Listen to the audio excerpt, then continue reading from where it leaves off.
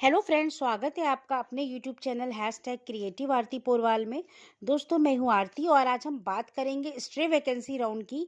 जी हां दोस्तों, stray vacancy round में क्या एलिजिबिलिटी है, क्या क्या इंस्ट्रक्शन निकाले हैं और सबसे बड़ी बात कितना सीट मैट्रिक्स है।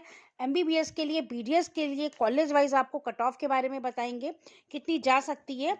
पूरा वीडियो आप सुनने से पहले अगर अभी तक आपने मेरे चैनल को सब्सक्राइब नहीं किया है तो सब्सक्राइब कर लीजिए और उसके आगे जो बेल आइकन का बटन है उसे भी प्रेस कर दीजिए ताकि सारी लेटेस्ट इन्फॉर्मेशन आपको मिलती रहे। और अगर आपको ये वीडियो अच्छा लगे तो इसको लाइक और शेयर भी करिएगा। तो चलिए दोस्तों, सबसे पहले बात कर लेते हैं अर्जेंट नोटिस की।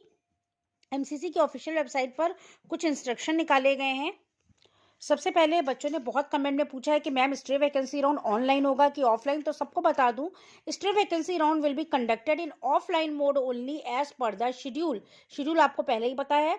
The candidate must confirm the eligibility condition from the respective deemed or central university before participating। आपको पता है AIIMS, JIPMER, deemed university, AMU, BHU सबके अलग अलग सब जगह स्ट्रे वैकेंसी काउंसलिंग होगी। तो सबकी जो एलिजिबिलिटी है अलग अलग आप चेक कर सकते हैं कॉलेज में उसकी ऑफिशियल वेबसाइट पर। List of eligible candidates will be forwarded to the respective participating college.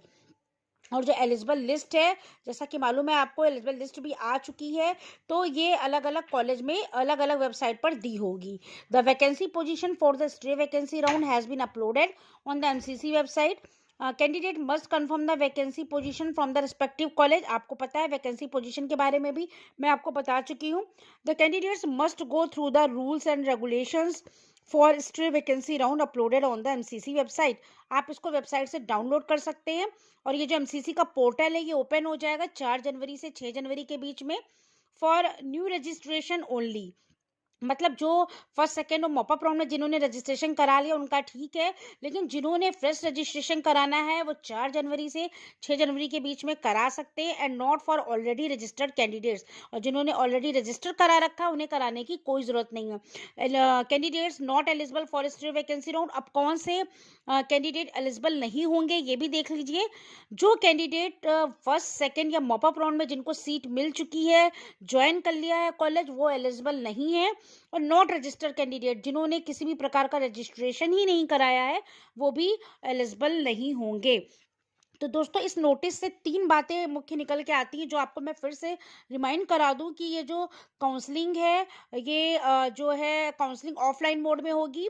दूसरी चीज, आपको अगर किसी भी राउंड में पहले से सीट मिल चुकी है तो आप एलिजिबल नहीं है, आपको फॉर्म रजिस्ट्रेशन नहीं कराना है, आप इसके लिए एलिजिबल नहीं होंगे।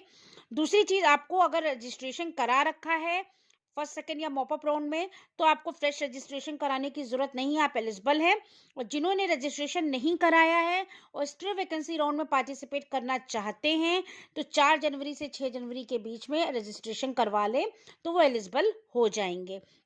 तो दोस्तों, ये आपको क्लियर हो गया होगा। बहुत से बच्चे कमेंट कर रहे हैं, बच्चे बहुत कंफ्यूज हैं स्ट्रे वैकेंसी को लेकर, तो ये कंफ्यूजन आप दूर कर लीजिए। अब आपको बता दूं, ये जो स्ट्रे वैकेंसी राउंड है ये एम्स दिल्ली और वीएमएमसी यानी VMMC S N S H ABVISM institute of ESIC dental college के लिए है।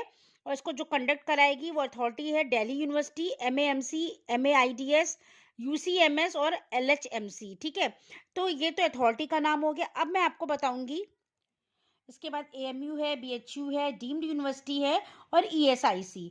तो इतनी यूनिवर्सिटियां इसमें पार्टिसिपेट करती हैं। अब आपको सीट मैट्रिक्स बता दें फॉर स्ट्रे वैकेंसी राउंड में जो सीट मैट्रिक्स निकाला है। देखिए दोस्तों, सीरियल नंबर के अकॉर्डिंग जो कोर्स का टाइप दिया हुआ है, कॉलेज का टाइप आपको किस कॉलेज के लिए है, उसके बाद जो स्टेट में कौन सा स्टेट के लिए है, इंस्टीट्यूट का नाम भी दिया है, कोर्स दिया है, कैटेगरी दी है और सीट दी है। तो ये सारी चीज़ें आपको मैं एक एक करके अलग अलग बता दूंगी किस कॉलेज में कितनी सीट है। आप ध्यान से सुनिएगा। सबसे पहले बात करते हैं, पहले नंबर पर एएमयू है। आप जैसा कि देख सकते हैं एएमयू एनआरआई उत्तर प्रदेश के लिए है। फिर उसमें कॉलेज का नाम दिया है, बीडीएस कोर्स के लिए है, कैटेगरी जनरल है और यहाँ पर 2 सीटें अवेलेबल है। ठीक है, इसी तरीके से नीचे अब इसके डीम्ड यूनिवर्सिटीज़ का सारा कुछ दिया हुआ है। हर स्टेट की डीम्ड यूनिवर्सिटी है, जैसे गुजरात हो गई, आंध्र प्रदेश होगी, दिल्ली है, हरियाणा है, झारखंड है, कर्नाटका है। सबसे ज़्यादा आप देख सकते हैं कर्नाटका में बहुत सीटें हैं जनरल कैटेगरी में। कर्नाटका में जो है डीम्ड यूनिवर्सिटी के लिए एमबीबीएस की बहुत सीटें हैं जनरल कैटेगरी में और बीडीएस की भी सीटें हैं। और जैसे कि आप देख पा रहे हैं कर्नाटका में बीडीएस की यहाँ पर 48 सीटें हैं, ठीक है, इस कॉलेज में, और एमबीबीएस की 5 हैं, एमबीबीएस की 36 सीटें हैं। तो इस तरीके से कुल टोटल जो एमबीबीएस की सीटें हैं ये लगभग 3000 के लगभग स्ट्रे वैकेंसी राउंड में है, 2500 के ऊपर ही है। अब इसके आगे डीम्ड यूनिवर्सिटी के आगे चलते हैं। इसके बाद डीम्ड यूनिवर्सिटी का ही कर्नाटका के बाद केरला में देख लीजिए, एमबीबीएस जनरल की 4 सीटें हैं।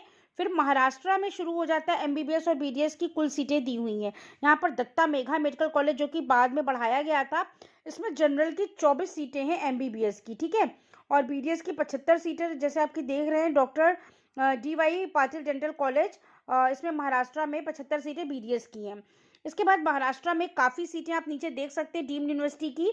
ये महाराष्ट्र में एमबीबीएस की पूरी जनरल कैटेगरी में बहुत सारी सीटें लाइन से दी हुई हैं। इसके बाद महाराष्ट्र में बीडीएस की भी यहाँ पर देखिए 55 सीटें, शरद पवार डेंटल कॉलेज में 55 सीटें हैं बीडीएस की। स्कूल डेंटल साइंस में यहाँ पर 24 सीटें हैं, और रूरल डेंटल कॉलेज लोनी में बीडीएस की 33 सीटें हैं। तो ये महाराष्ट्र की बात होगी। अब बात करते हैं उड़ीसा की। उड़ीसा में भी जो deemed university paid management quota की सीट्स हैं एमबीबीएस की, बीडीएस की, इसमें काफ़ी सीटें हैं। एमबीबीएस की तुलना में बीडीएस में ज़्यादा सीटें हर स्टेट में हैं, आप जैसा कि देख रहे हैं। और इसके बाद हम बात करते हैं हम डीम्ड यूनिवर्सिटी में ही तमिलनाडु की। पुडुचेरी आ गया, पुडुचेरी के बाद तमिलनाडु है। तमिलनाडु में भी देखिए एमबीबीएस और बीडीएस की जनरल कैटेगरी में बहुत ज़्यादा सीट्स अवेलेबल है, ठीक है। इसके बाद आ जाइए तमिलनाडु के बाद उत्तर प्रदेश में। उत्तर प्रदेश में देख लीजिए जो इसकी सीट्स है बीडीएस की जनरल में 40 है, संतोष डेंटल कॉलेज में, संतोष मेडिकल कॉलेज हॉस्पिटल गाजियाबाद में एमबीबीएस की जनरल में 11 सीटें हैं। यहाँ पर आपको एडमिशन आराम से मिल सकता है। एनआरआई सीट्स में मुस्लिम माइनॉरिटी में भी कई सीटें दी हुई हैं डीम्ड यूनिवर्सिटी में। फिर आइए बात करते हैं गुजरात की, आंध्र प्रदेश की, कर्नाटका की, हरियाणा की। कर्नाटका और हरियाणा में भी डीम्ड यूनिवर्सिटी में काफ़ी सीटें अवेलेबल हैं, जैसा कि आप देख रहे हैं। BLDE यूनिवर्सिटी, यहाँ पर 18 सीटें एमबीबीएस जनरल की हैं। और इसके बाद आप देखिए नीचे आइए, 23 सीटें MM institute medical and research, यहाँ पर एमबीबीएस जनरल की हरियाणा में काफ़ी सीटें हैं। तो दोस्तों इस तरीके से एमबीबीएस की यहाँ पर भी काफ़ी सीटें हो गई हरियाणा और कर्नाटका में। इसके बाद हम डीम्ड के बाद बात कर लेते हैं डीयू इंटरनल की। दोस्तों डीयू में भी आईपी में भी दोनों में काफ़ी सीटें हैं। दिल्ली में आप देख सकते हैं बीडीएस की, इसमें कई कैटेगरी है, देखिए जनरल में भी है, ओबीसी भी है, एससी भी, एसटी भी। एससी एसटी में कम सीटें हैं, और ओबीसी में देखिए बीडीएस की 10 सीटें हैं। और इसके बाद इधर आइए जनरल में 13 सीटें हैं। इस तरह से कुल जो है दिल्ली में भी काफ़ी सीटें यहाँ पर हैं। अब बात करते हैं ओपन सीट्स की। जो एम्स के लिए, एम्स सबसे मेन है जिसमें सब बच्चों की ख्वाहिश होती है कि हमें सीट मिल जाए। तो एम्स में जो आंध्र प्रदेश है, आप देख सकते हैं आंध्र प्रदेश में एम्स एमबीबीएस की ओबीसी में 1 सीट है। इसके बाद इसके बाद एम्स सीट देख लीजिए आंध्र प्रदेश में। असम में देख लीजिए, असम में आंध्र प्रदेश में 3 सीटें हैं एम्स की।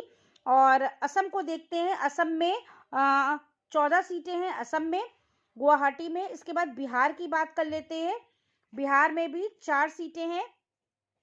छत्तीसगढ़ की बात करते हैं, छत्तीसगढ़ एम्स रायपुर में ओबीसी की 2 सीटें हैं। फिर एम्स राजकोट में एमबीबीएस ओबीसी की 6 सीटें हैं। एम्स राजकोट में एमबीबीएस ईडब्ल्यू की 1 सीट है। AIIMS Rajkot MBBS general category में 4 सीटें हैं। AIIMS Rajkot MBBS ST category में 1 सीट है। इसके बाद एम्स जम्मू की बात कर लेते हैं, एम्स जम्मू में भी ओबीसी की 6 सीटें हैं यहाँ पर। एम्स बिलासपुर में देख सकिए जनरल की 1 है, जनरल पीडब्ल्यूडी की भी 1 सीट है। फिर एम्स जम्मू में ओबीसी की 6 है और ईडब्ल्यू की 1 है, और एम्स जम्मू में एमबीबीएस जनरल कैटेगरी में भी 6 सीटें हैं। इस तरह से आप देख सकते हैं जम्मू कश्मीर में भी काफ़ी सीटें, लगभग 13 सीटें अवेलेबल हैं। इसके बाद बात कर लेते हैं एम्स झारखंड की। एम्स झारखंड में, एम्स भोपाल में, एम्स उड़ीसा में, एम्स पंजाब में, सब में 1-1, 2-2, 3-3 करके सीटें दी हुई हैं। तेलंगाना में भी देख लीजिए एमबीबीएस की ओबीसी में 2 सीटें हैं, और फिर 1-1 सीट जो है जनरल और एससी कैटेगरी के लिए। उत्तर प्रदेश में अगर बात करें कितनी सीटें एम्स की हैं, तो काउंट करते हैं 2, 1, 3, 4, 5, 6, 7, 8, 9, 10, 11, 12, ठीक है। 12 सीटें इधर हैं एम्स गोरखपुर में। उसके बाद आइए इधर एम्स रायबरेली की बात कर लेते हैं। रायबरेली में लगभग 10 सीटें हैं, ठीक है। ऋषिकेश में भी एक-एक करके कई जगहों पे कई कॉलेजों में सीटें हैं, उत्तराखंड में भी। उसके बाद बात कर लेते हैं उत्तर प्रदेश की। दोस्तों वेस्ट बंगाल में भी सीट एक-एक करके है। उत्तर प्रदेश में भी कई सीटें हैं, आप देख सकते हैं। टोटल 10, 3, 13 कई सीटें हैं, जैसे आप देख सकते हैं वाराणसी में भी सीटें हैं, बीडीएस की भी है और एमबीबीएस की भी हैं। तो दोस्तों पुडुचेरी की बात करें, लास्ट में पुडुचेरी दिया हुआ है, जिपमर पुडुचेरी में जो है 6, 7, 8, 9, 6, 14, 4, 18 सीटें पुडुचेरी में हैं। अब आप बात करें टोटल एमबीबीएस सीट की, तो 2463 सीटें इसमें दी हुई हैं। दोस्तों बहुत होती हैं, 2463 मतलब 2500 सीट के लगभग ये कुल एमबीबीएस बीडीएस की सीट्स अगर हैं आपके पास, तो आप इसमें एम्स में भी काफ़ी सीटें हैं, तो इसलिए वैकेंसी राउंड में एक चांस होता है। आप वैकेंसी के हिसाब से देख लीजिए किस कॉलेज में, किस कैटेगरी में और किस कोर्स के लिए कितनी सीट है, तो आप उसके लिए अप्लाई कर सकते हैं। अगर मान लीजिए किसी कॉलेज में सिर्फ एक ही सीट वैकेंट है और आपका जो मार्क्स है काफ़ी कम है मॉपअप राउंड से, तो आपको वहाँ पर नहीं फिल करना है, वहाँ पर रजिस्ट्रेशन नहीं कराइएगा, जिन्हें फ्रेश रजिस्ट्रेशन कराना है। लेकिन जो कैंडिडेट लिस्ट निकाली जाएगी उसके अकॉर्डिंग अगर आपका नाम आता है, तो मैं आपको ज़रूर कहूँगी कि आप काउंसलिंग में ज़रूर जाइएगा, क्योंकि स्ट्रेट वैकेंसी राउंड में कुछ भी हो सकता है। बाई चांस अगर आपके ज़्यादा नंबर वाला बच्चा है, उसको मेरिट में आना है लेकिन वो नहीं आया है, उसने पार्टिसिपेट नहीं किया है, तो उसकी जगह आपको मेरिट में ऊपर स्थान मिल जाएगा और आपका सिलेक्शन हो सकता है। तो दोस्तों ये स्ट्रेट वैकेंसी राउंड जो होता है बहुत ही अच्छी एक सीढ़ी होती है, इसको मान लीजिए, जिसमें आपको कम मार्क्स में अच्छे कॉलेज में एडमिशन मिल सकता है। और अगर आपके पास पैसे हैं, आप अच्छा बजट है आपका, तो जो है आप मैनेजमेंट कोटा की जो सीट्स हैं, मैनेजमेंट कोटा डीम्ड यूनिवर्सिटी में बहुत सारी एमबीबीएस की सीट्स खाली हैं, बीडीएस की सीट्स खाली हैं, तो उसमें आपको कम मार्क्स पे भी अच्छा कॉलेज मिल सकता है। तो दोस्तों ये स्ट्रेट वैकेंसी राउंड की पूरी बात हो गई। इसमें मैंने आज आपको क्लियर कर दिया। बच्चे बहुत डाउट में थे, मैम रजिस्ट्रेशन कराएं कि ना कराएं, कितना कट ऑफ जा सकता है, कितनी सीट्स हैं, ऑनलाइन है कि ऑफलाइन, तो मैंने सारा कुछ इस वीडियो में आपको बता दिया है। अगर आपको ये वीडियो अच्छा लगा हो तो प्लीज़ मेरे चैनल को सब्सक्राइब करिएगा और मेरे वीडियो को लाइक और शेयर करिएगा। जैसे ही कोई लेटेस्ट अपडेट आता है स्ट्रेट वैकेंसी राउंड के लिए या किसी और स्टेट के लिए, मैं आपको सबसे पहले बता दूंगी। आप उसके लिए बेफिक्र रहिए, आपको कहीं और जाने की ज़रूरत नहीं है, ना ही आपको ऑफिशियल वेबसाइट खोजने की ज़रूरत है। मैं सब ऑफिशियली नोटिस आपको प्रोवाइड कराती हूँ। तो दोस्तों थैंक यू।